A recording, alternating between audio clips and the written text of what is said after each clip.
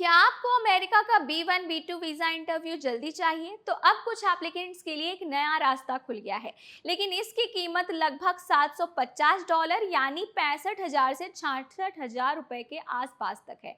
और सबसे बड़ा सवाल कि इंडियन एप्लीकेंट्स के लिए है, क्या भारत भी इस लिस्ट में शामिल है? तो चलिए आज की इस वीडियो में सारी चीजें आपको डिटेल में समझाती हूँ और साथ ही साथ ये भी बताऊंगी कि क्या इंडियंस भी इस लिस्ट में शामिल है या फिर नहीं। तो शुरू करते हैं आज का ये वीडियो। हाय, मेरा नाम है दामिनी सिंह और आप देख रहे हैं एनबीटी टेक। अमेरिका के स्टेट डिपार्टमेंट ने B1 B2 वीजा एप्लीकेंट्स के लिए चल रहे पेड एक्सपीडिट पिलॉट प्रोग्राम का विस्तार किया है।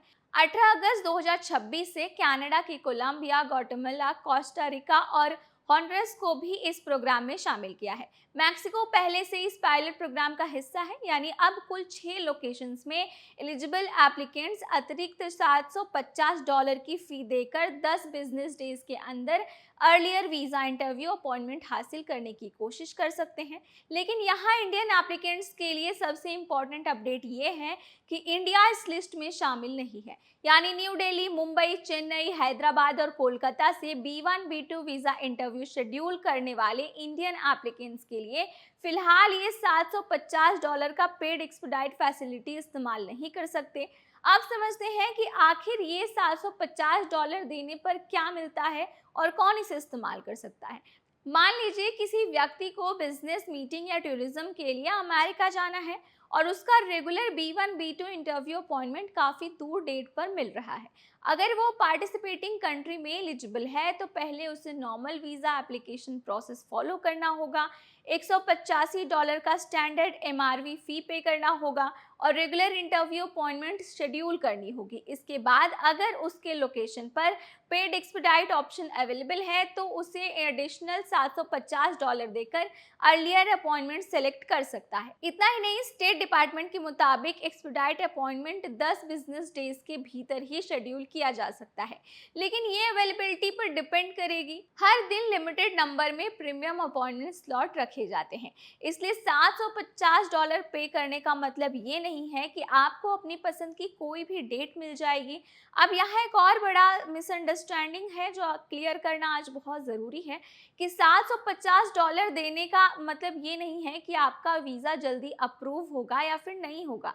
ये फी सिर्फ इंटरव्यू अपॉइंटमेंट को जल्दी कराने के लिए है, वीज़ा अप्रूवल की गारंटी बिल्कुल भी नहीं देता। इंटरव्यू के दौरान एप्लीकेंट को वही एलिजिबिलिटी रिक्वायरमेंट्स पूरी करनी होगी जो वो पहले से कंप्लीट करते आए हैं, साथ ही साथ वही स्क्रूटिनी, इसके अलावा सिक्योरिटी स्क्रीनिंग तथा वेटिंग प्रोसेस से गुजरना होगा जो रेगुलर एप्लीकेंट्स के लिए लागू है। अगर कॉन्सुलर ऑफिसर वीज़ा रिफ्यूज़ करता है तो $750 एक्सपेडिट फीस वापस नहीं मिलेगी।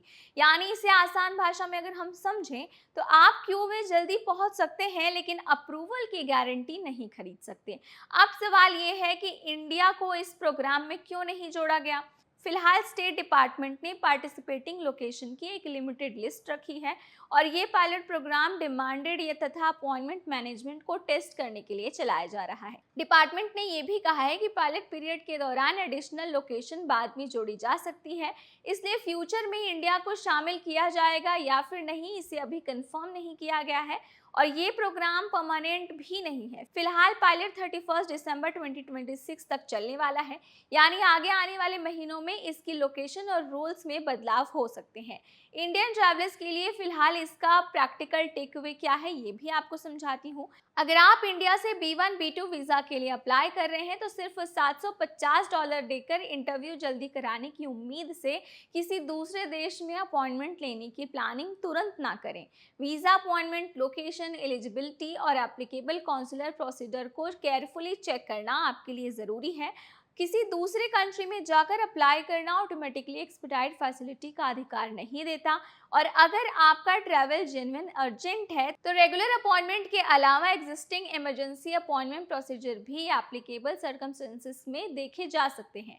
पेड एक्सपेडाइट और इमरजेंसी अपॉइंटमेंट एक चीज़ नहीं है। तो फाइनल टेकअवे यही है कि अमेरिका ने B1 B2 एप्लीकेंट्स के लिए एक नया premium fast track interview option जरूर एक्सपांड किया है, लेकिन इंडियन एप्लीकेंट के लिए फिलहाल अच्छी खबर ये नहीं है।